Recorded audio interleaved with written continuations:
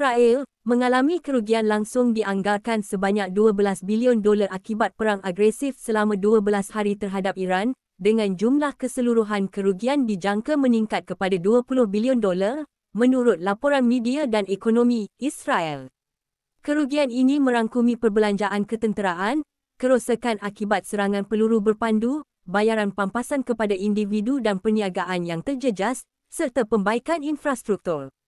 Pakar memberi amaran bahawa jumlah akhir boleh mencecah $20 bilion setelah kesan ekonomi tidak langsung dan tuntutan pampasan awam dikira sepenuhnya.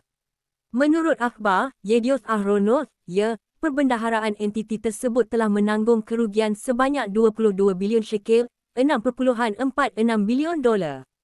Sementara itu, tentera Israel kini memohon tambahan 40 bilion shekel, $11.7 bilion untuk mengisi semula bekalan senjata, membeli lebih banyak sistem pemintas dan senjata ofensif, serta menyelenggara unit simpanan, selepas permintaan pra-perang sebanyak 10 bilion dan kemudian 30 bilion shekel. Defisit bajet Israel dijangka meningkat kepada kira-kira 6% berikutan kesukaran membiayai perbelanjaan perang, di samping defisit sedia ada yang terkumpul semasa perang di Gaza.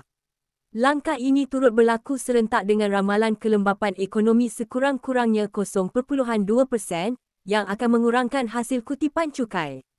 Akhbar Ekonomi Harian Israel, Kalkalis, melaporkan bahawa kabinet entiti tersebut telah membelanjakan kira-kira $5 bilion atau kira-kira $725 juta sehari bagi operasi serangan terhadap Iran dan langkah-langkah pertahanan bagi memintas peluru berpandu dan dron dari Tehran.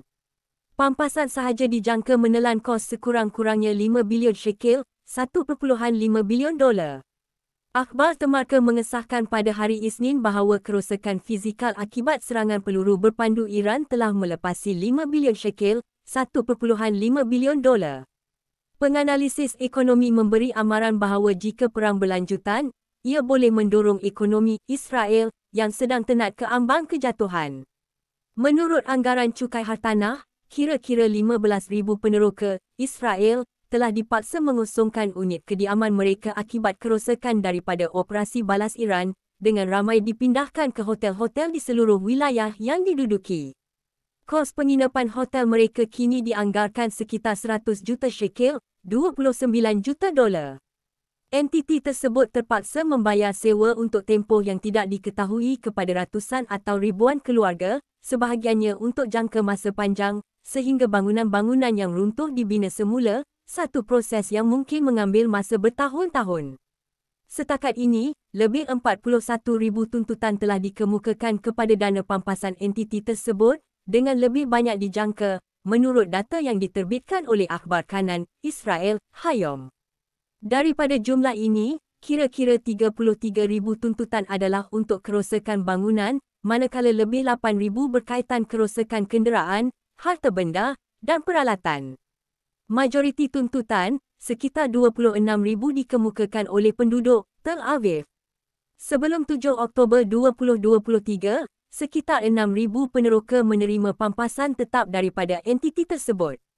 Angka ini meningkat dengan mendadak kepada 25,000 selepas operasi Hamas di penempatan selatan.